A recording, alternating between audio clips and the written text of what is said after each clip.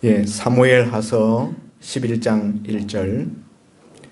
그 해가 돌아와 왕들의 출전할 때가 되매 다윗이 요압과 그에게 있는 그의 부하들과 온 이스라엘 군대를 보내니 그들이 암몬 자손을 멸하고 랍바를 에워쌌고 다윗은 예루살렘에 그대로 있더라.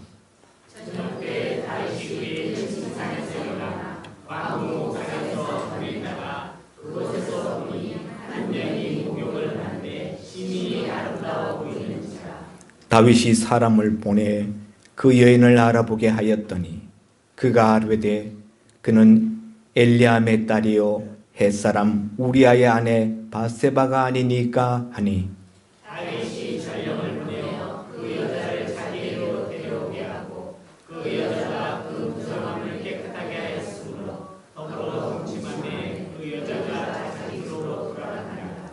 그 여인이 임신함에 사람을 보내어 다윗에게 말하여 이르되 내가 임신하였나이다 하니라. 다윗이 요압에게 기별하여 햇사람 우리아를 내게 보내라 하니 요압이 우리아를 다윗에게 보내니 우리아가 다윗에게 이르매 다윗이 요압의 안부와 군사의 안부와 싸움이 어떠했는지를 묻고 그가 또 우리아에게 이르되 내 집으로 내려가서 나를 씻으라 하니 우리아가 왕궁에서 나가매 왕의 음식물이 뒤따라 가니라. 그러나 우리아는 집으로 내려가지 아니하고 왕궁 문에서 그의 주의 모든 부하들과 더불어 잔지라. 어떤 사람이 다윗에게 아뢰되 우리아가 그의 집으로 내려가지 아니하였나이다. 다윗이 우리아에게 이르되 내가 그리 갔다가 돌아온 것이 아니냐 어찌하여 내 집으로 내려가지 아니하였느냐 하니 우리아가 다윗에게 아뢰되 언약궤와 이스라엘과 유다가 야영 중에 있고 내 주 요압과 내 왕의 부하들이 바깥들에 진치고 있거늘 내가 어찌 내 집으로 가서 먹고 마시고 내 처와 같이 자리이까. 내가 이 일을 행하지 아니하기로 왕의 살아계심과 왕의 혼의 살아계심을 두고 맹세하나이다 하니라.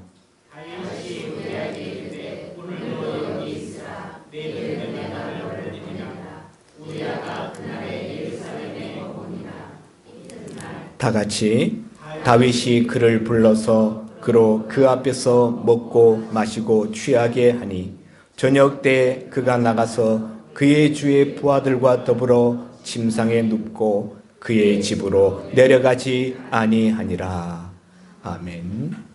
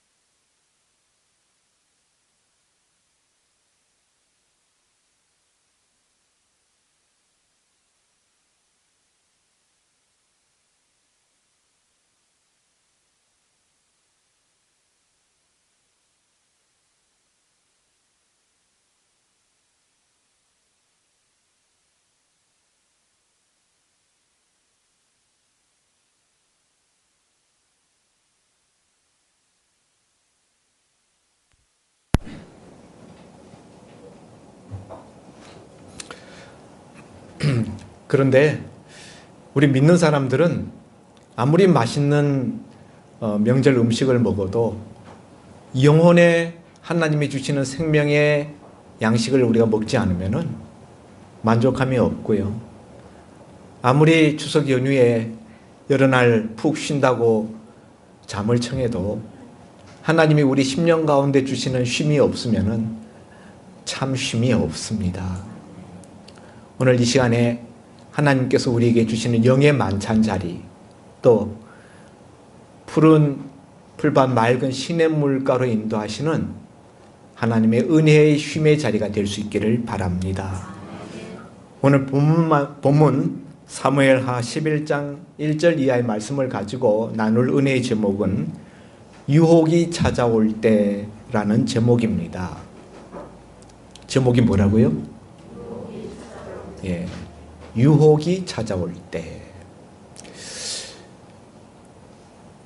많은 사람들이 성경에 나오는 위대한 신앙의 인물들 중에서 저 사람처럼 살고 싶다라면서 동경하는 그런 대표적인 인물이 바로 다윗입니다. 그래서 오늘날도 많은 사람들이 자식이 태어나면은 그 자식의 이름을 다윗이라, 영어로 데이비드라고 지어주는 가정들이 많습니다. 그렇지만은 그런 믿음의 사람, 하나님께 인정받았던 그 다윗도 오늘 우리가 보는 이 본문에서 한순간의 일탈과 타락으로 말미암아 그의 일생에 치명적인 오류를 남기는 것을 보게 됩니다. 그런데 우리는 이런 성경을 보면서 한 가지 의아한 생각을 금할 수가 없습니다. 우리는 내가 사랑하는 사람, 내게 가까운 그런 사람들의 어떤 허물에 대해서, 그들의 죄악에 대하여서 남들에게 그것을 우리가 떠벌리거나 말하기를 우리는 원치 않습니다. 내 가족의 흉과 허물을 바깥에 나가서 말하는 사람은 없습니다.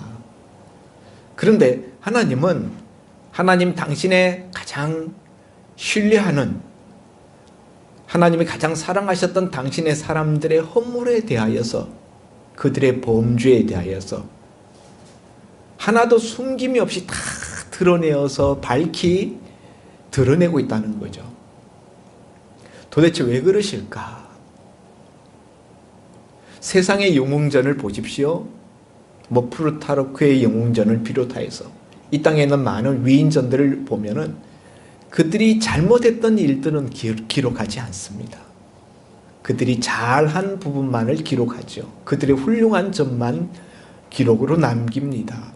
그런데 성경은 아무리 하나님 당신이 사랑하셨던 하나님의 사람, 믿음의 사람이라 할지라도 그들의 흉과 허물과 범죄의 행위에 대하여서 전혀 숨기지 않고 낱낱이 기록하고 있다는 것이죠. 왜 그렇게 하실까?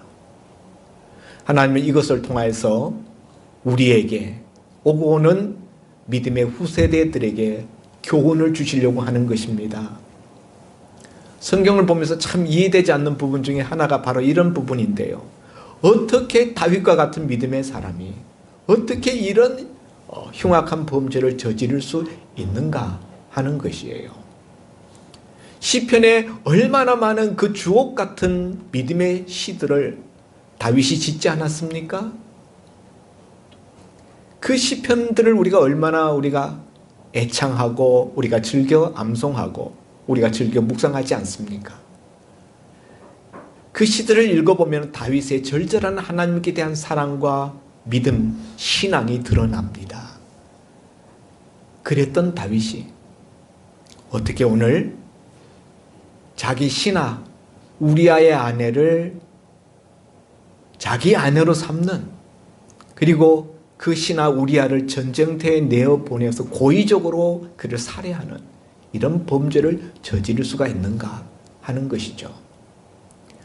오늘 그 전체 스토리를 우리가 다 나누기에는 시간이 부족하고, 오늘은 다윗에게 유혹이 찾아왔던 그 시점과 무엇이 다윗으로 하여금 그런 신앙의 사람이었음에도 불구하고 그런 유혹에 빠져들게 만들었는지를 말씀을 통하여서 우리가 상고하면서 우리는 어떻게 우리에게 찾아오는 유혹과 싸워 이길 수 있을 것인가를 영적으로 교훈받고자 하는 것입니다. 유혹은 언제 찾아온다고 생각하십니까? 유혹이 언제 찾아오는지를 알면은, 도둑이 언제 오는지를 알면 우리가 대비를 하잖아요. 어떤 방식으로 도둑이 침투하는지를 알면은 우리가 방비할 수가 있습니다.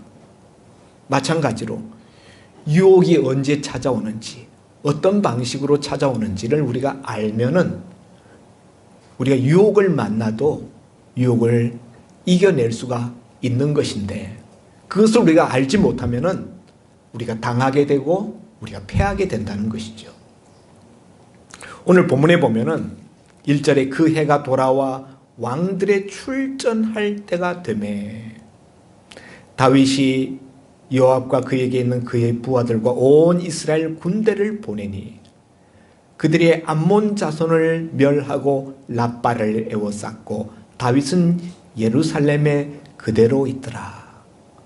저녁 때에 다윗이 그의 침상에서 일어나 왕궁 옥상에서 거닐다가 그곳에서 보니 한 여인이 모욕을 하는데 심히 아름다워 보이는지라. 오늘 이 말씀 속에 유혹이 찾아올 때를 성경이 우리에게 말하고 있습니다. 유혹은 언제 찾아오는가? 첫째, 유혹은 우리가 혼자 있을 때 찾아옵니다.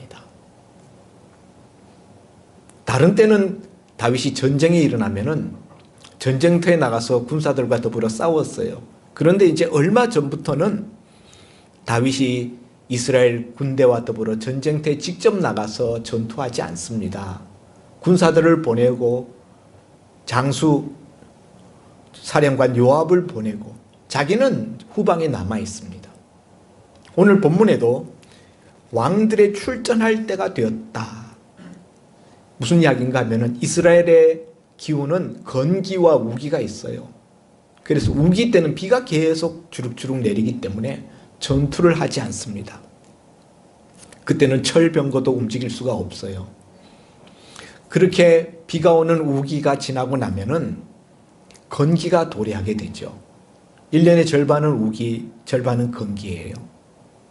자, 그렇게 해서 건기가 돌아오게 되는데 그때가 이제 우리 3, 4월경이에요. 그때 되면 이제 비가 그치게 되는데 이제 봄이죠. 그때가 되면은 그동안에 쉬고 있던 전투들을 다시 개시하게 된다는 것이죠. 그래서 지난해 다 정복하지 못하였던 암몬 수도 랍바성을 정복하도록 군사들을 보내었습니다. 그리고 다윗은 예루살렘 성에 예루살렘 왕궁에 혼자 남아 있습니다. 그런데 그리고 혼자 남아 있을 때 다윗이 왕궁에서 오후에 아마 늦잠을 자고 저녁 무렵에 일어나요. 그리고는 왕궁 옥상에 올라가서 거닙니다. 분명히 혼자 거닐었을 거예요. 수행원들이 같이 있지 않았을 거예요. 바로 그렇게 왕궁 옥상을 혼자 거닐 때 한 이웃 여인의 모욕하는 모습을, 벗은 모습을 보고 다윗이 그것으로 인하여서 유혹을 당하게 되었다는 것입니다. 성도 여러분, 많은 순간 유혹은요, 우리가 혼자 있을 때 찾아와요. 하와가 언제 유혹당했습니까? 에덴 동산에서 하나님이 아담과 하와를 창조하시고 두 사람을 부부로 하나님이 짝지어 주셨습니다. 그런데 어느 순간 하와가 혼자 선악을 알게 하는 나무 밑에 혼자 가 있는 거예요. 에덴 동산 중앙에 혼자 거닐고 있을 때 그때 뱀 사단이 하와에게 찾아와서 유혹합니다. 저 나무를 봐라.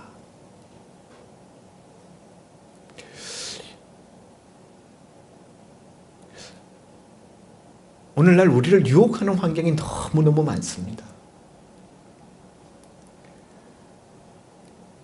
그런데 언제 유혹들을 당하는가 하면 혼자 있을 때, 출장 가서 혼자 호텔이나 모텔에 들어갔을 때, 혼자 있을 때 유혹을 당한다. 그렇기 때문에 여러분, 중요한 것은 혼자 있지 않는 거예요. 혼자 있지 않는다는 것은 무슨 말인가 하면 신앙의 공동체, 믿음의 사람들과 늘 함께 있는 거예요. 신앙 공동체의 중요성이 바로 여기에 있는 것입니다. 두 번째로, 언제 유혹을 당하게 되는가? 자기 사명의 자리, 자기 책임을 완수해야 되는 자리에서 떠나 있을 때, 사명 수행에 게으를 때, 자기 책임을 열심히 감당하지 아니하고 게으를 때, 그럴 때에 유혹이 찾아온다는 것입니다. 예전에 다윗은 전쟁이 일어나면 자신이 그 전쟁터 선두에 섰습니다. 골리앗과 싸울 때 아무도 나가지 않을 때 다윗은 혼자 적장 골리앗과 대면하여서 싸웠습니다. 이후에 수많은 전투에서도 다윗은 그들과 함께, 군사들과 함께 전투에 선봉에 서서 싸웠습니다.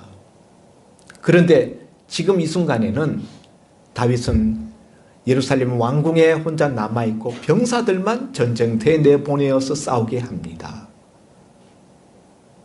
자기 사명을 감당하는 일에 있어서 하나님이 다윗으로 하여금 조상 아브라함에게 주셨던 그 언약하셨던 그 땅들을 정복하게 하는, 그래서 이 땅 가운데 하나님의 나라, 이스라엘 나라를 세우시는 것이 하나님의 뜻이었기 때문에 그 일로 다윗에게 왕위를 주셨기 때문에 다윗은 이 사명을 충실하게 열심히 감당해야 했었는데, 나라가 어느 정도 커지니까 힘이 이제 막강해지고 자기가 직접 출전하지 않아도 능히 전투를 승리로 이끌 수 있겠다 싶으니까 어느 순간부터 다윗이 이제는 전쟁터에 나가지 않는 것입니다.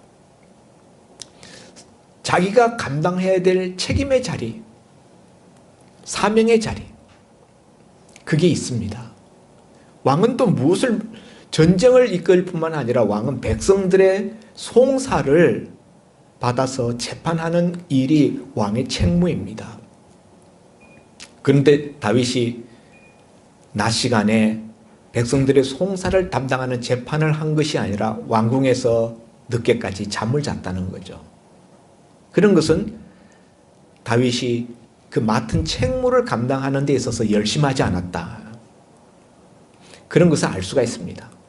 압살롬이, 다윗의 아들 압살롬이 반란을 일으킬 때 4년 동안 준비합니다.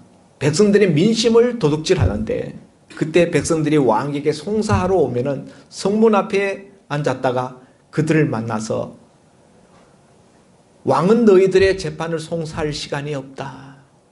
만약 내가 너의 재판을 처리할 수 있는 권한이 있었더라면 내가 진작에 너희 문제를 해결해 주었을 텐데 하면서 백성들의 마음을 도둑질합니다.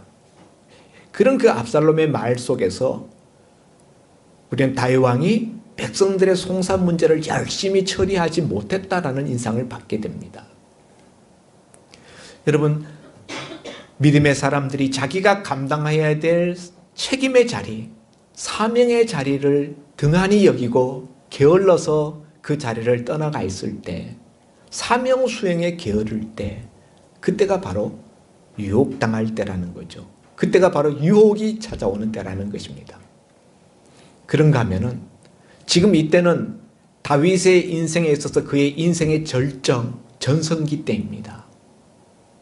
주변에 있는 블레셋과 그리고 아람과 모압과 주변에 있는 여러 민족들을 다 제압하고 이제는 암몬까지 거의 이제 다 함락하고 수도 람바스만 남겨두어 있는 그런 순간입니다.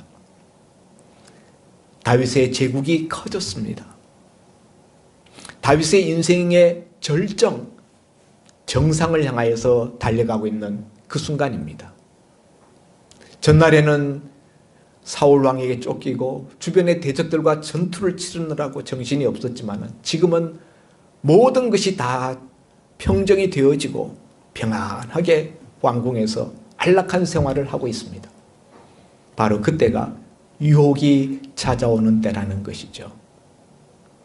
내 인생에서 지금보다 더 좋은 때가 없다. 지금 너무너무 안락하고 너무 넉넉하고 여유 있고 정말 지금만 같았으면 좋겠다 할 때, 그때가 바로 유혹이 우리에게 찾아오는 때라는 것을 우리는 다윗을 통해서 알게 됩니다. 그런데 여러분, 이런 것들은 사실 표면적인 이유들이고요. 더 심각한, 더 본질적인 이유가 있습니다. 왜 다윗은 이 순간에 이런 유혹을 만나서 극복하지 못했을까? 예전에 다윗 같았으면 얼마든지 이런 유혹을 만났을지라도 극복할 수 있었을 터인데, 예전에 다윗 같으면 전쟁터에 같이 나가서 싸우느라고 한가하게 왕궁 옥상을 거닐면서 이웃집 사람들의 모습을 관찰하거나 모욕하는 여인의 모습을 계속 쳐다보고 있거나 그러지 않았을 거예요. 그럴 틈도 없었어요. 그런데 이렇게 여유가 생기고 나니 다윗에게 이런 유혹이 찾아왔더라는 것입니다. 그러나 이런 외부적인 그런 요인보다는 더 큰 내부적인 요인이 다윗에게 있었던 것입니다. 다윗은요, 일생을 통해서 수많은 전투들을 치루었어요.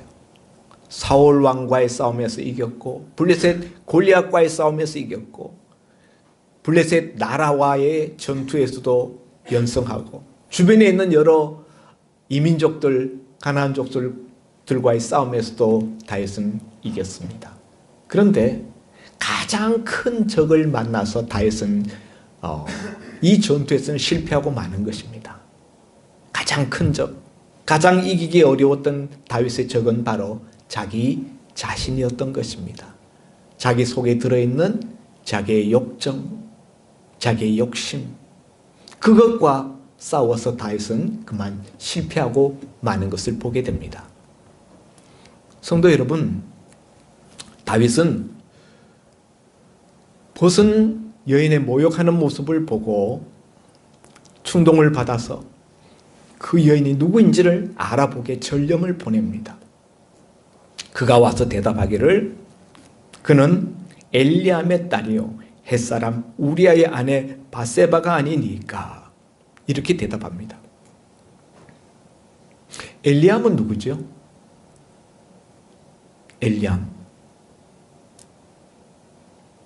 엘리암은요, 다윗의 모사 아히도벨의 아들입니다. 다윗 왕조를 세울 때 다윗의 술사, 책사 역할을 감당했었던 제갈공명 같은 탁월한 모사가 바로 아히도벨이었어요. 건국의 1등 공신 중에 한 사람입니다. 그런데 그 아히도벨의 아들이 엘리암이에요. 그 엘리암의 딸이 바로 우리아입니다. 바세바입니다. 그리고 그 바세바는 남편이 있는 유부녀였는데 그 남편은 바로 햇사람 우리아로서 사무엘 하서 끝에 가서 보면은 다윗의 30용사 이름 37명이 나오는데 그 중에 한 사람 우리아가 들어 있습니다. 그러니까 이 남편 우리아도 잘 알고 또 바세바의 아버지 엘리암도 다윗은 잘 알고 있는 사람이에요. 신하가 와서 그의 가족과 가족 내력에 대해서, 그의 가족 관계에 대해서 다 이야기를 합니다.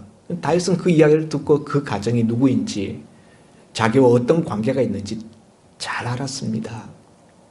그럼에도 불구하고 자기의 욕정을 참지 못하고 우리아가 전쟁터에 나가 있는 틈을 빌어서 그 아내 바세바와 동침하고 맙니다. 그리고는 얼마 뒤에 바세바로부터 그 여인이 다윗으로 인해서 임신되었다라는 소식을 듣게 됩니다. 그야말로 충격적이죠. 다윗은 이 일을 덮기 위하여서, 위장하기 위하여서 전쟁터에 나가 있는 우리아를 불러들입니다. 그리고는 그 아내와 더불어 동침하게 함으로 말미암아 자기로 인해서 임신된 것이 아니라 그 남편으로 인해서 임신된 것처럼 위장하여 덮으려고 합니다. 그런데 전쟁터에서 돌아온 우리아가 자기 집에 가서 자지를 않는 거예요. 왕궁 수비대 병사들과 더불어서 왕궁 뜰에서 잡니다. 그 소식을 누군가가 다윗에게 전해 주었고, 다윗은 그 소식을 들은 다음에 우리아를 불러서 내가 어찌하여 내 집에 가서 자지 아니하였느냐? 그러니 우리아가 대답하기를, 너무나 유명한 이야기입니다. 11절. 우리아가 다윗에게 이르되 언약궤와 이스라엘과 유다가 야영 중에 있고 내 주 요압과 내 왕의 부하들이 바깥 들에 진치고 있거늘 내가 어찌 내 집으로 가서 먹고 마시고 내 처와 같이 자리이까? 내가 결코 이 일을 행하지 않겠습니다. 내가 결코 내 집에 돌아가서 자지 않을 것입니다. 이렇게 이야기합니다. 근데 우리아의 이 대답 중에 왜 내 집에 가서 내 아내 품에서 자지 않느냐 할 때 그가 첫 번째로 이야기한 것이 무엇인가 하면은 언약궤가 들판에서 이슬에 젖고 있다는 거예요. 지금 전쟁터에 이스라엘 군사들이 하나님의 언약궤를 메고 나간 거예요. 그래서 하나님의 언약궤가 들판에서 노숙하고 있는데, 이슬에 젖고 있는데 내가 어떻게 내 집에 가서 따뜻한 아랫목에서 내 아내 품에서 잘 수 있겠습니까? 물론 그 이후에 요압과 이스라엘 군사들에 대한 이야기도 같이 합니다만, 첫 번째가 우리아의 제1성은 언약궤가 들판에서 이슬에 젖고 있다는 거죠. 그런데 이 이야기를 우리아가 하고 있는데 다윗이 이 말을 들으면서 아무런 마음에 찔림이 없어요. 근데 전날에 다윗은 어떠했었는가 하면은 레바논 백향목으로 지은 왕궁에서 그가 자면서 눈을 떴을 때, 야, 정말 왕궁이 너무너무 아름답다. 이 좋은 레바논 백향목으로 지은 왕궁에서 내가 살다니. 그 생각하다가 그 다음 마음속에 떠오른 생각, 그런데 나는 이런 좋은 왕궁에서 사는데 하나님의 언약궤는 초라한 휘장 밑에 있도다. 그게 생각나서 그것 때문에 마음이 아프고 그것 때문에 괴로운 거예요. 나는 이런 좋은 집에서 사는데 하나님의 언약궤는 초라한 텐트 밑에 있다니. 그래서 마음속으로 하나님의 언약궤를 모실 성전을 지어야 되겠다 마음 먹고 나단 선지자에게 자기 그 심경을 고백하는 이야기가 앞에 있었습니다. 그런데 하나님이 나단 선지자를 통하여서 다윗의 그와 같은 그 마음을 하나님이 받아들이지를 않지요. 내가 나를 위해서 집을 짓겠느냐? 내가 너를 위해서 집을 지어봐. 그리고 성전 건축하는 일은 그 아들 솔로몬 때 하나님께서 그 아들에게 맡기십니다. 자, 그때 보면은 다윗이 하나님의 언약궤를 생각하는 마음이 어땠는지를 알 수가 있죠. 하나님의 언약궤가 그냥 텐트에 모셔져 있다는 것, 예루살렘의 왕궁 옆에 텐트에 모셔져 있다는 것 가지고서도 다윗은 마음이 아팠어요. 그런데 지금은 들판에 나가서 이슬에 젖고 야영지에서, 예루살렘도 아니고 전투가 벌어지고 있는 그 이방 땅, 그 들판에서 이슬에 젖고 있다는 이야기를 듣는데도 다윗의 마음에 아무런 찔림이나 거리낌이 없었다는 거죠.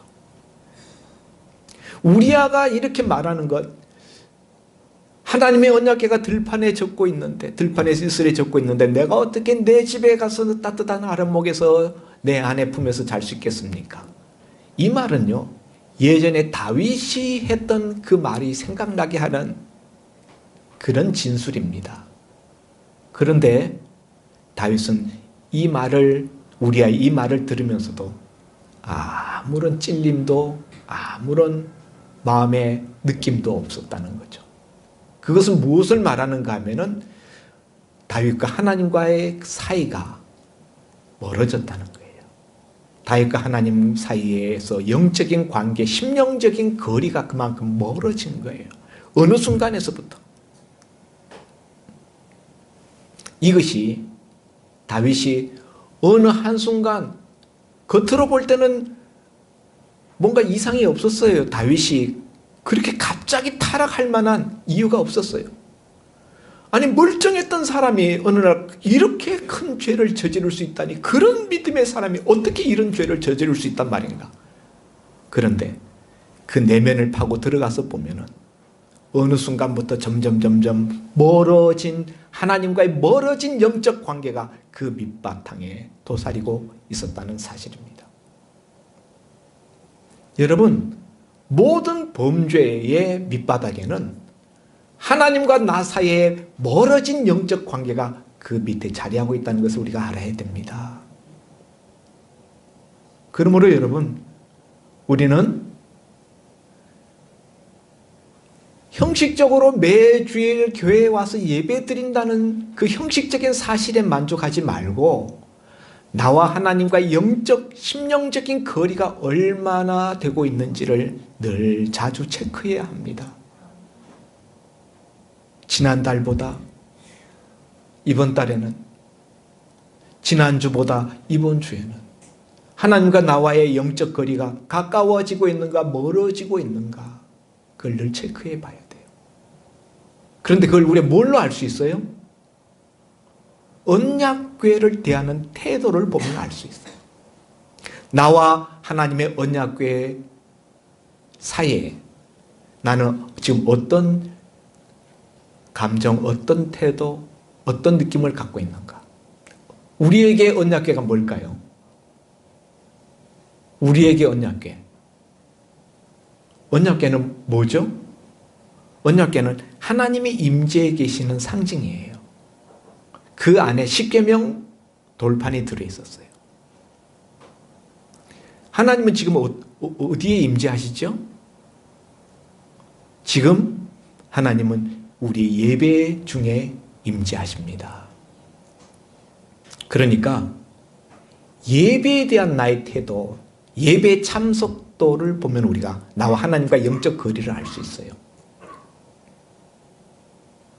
말씀에 대한 내 마음, 그리고 기도에 대한 내 마음, 그것을 보면은 우리가 기도할 때 하나님이 또 임재하셔요.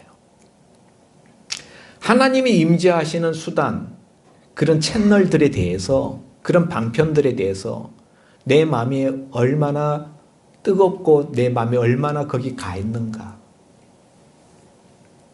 성도들 중에 어떤 분들은요, 주일날 딱 한 번 예배 드리면은 자신의 영적 생활에 해야 될 의무와 분량을 다 채웠다고 생각하는 분들이 많은 것 같습니다.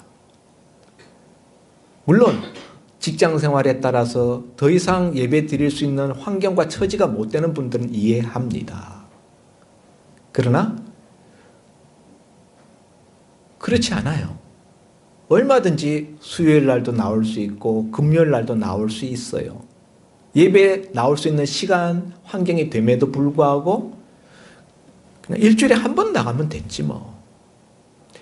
그렇게 마음 먹고 계시는 분들은 나와 하나님과 영적 관계가 그만큼밖에 되지 않는다는 것을 아셔야 합니다.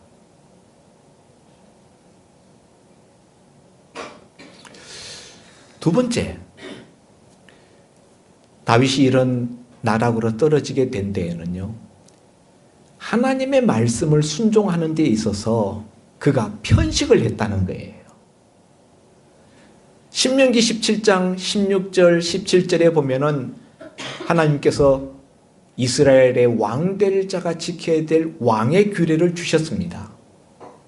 16절에 보면은 왕될 자는 자기를 위하여 말을 많이 두지 마라. 또 재물을 많이 쌓아두지 말라. 자기를 위하여서. 17절에 가서는 이스라엘의 왕될 자는 아내를 많이 두지 말라 그랬어요.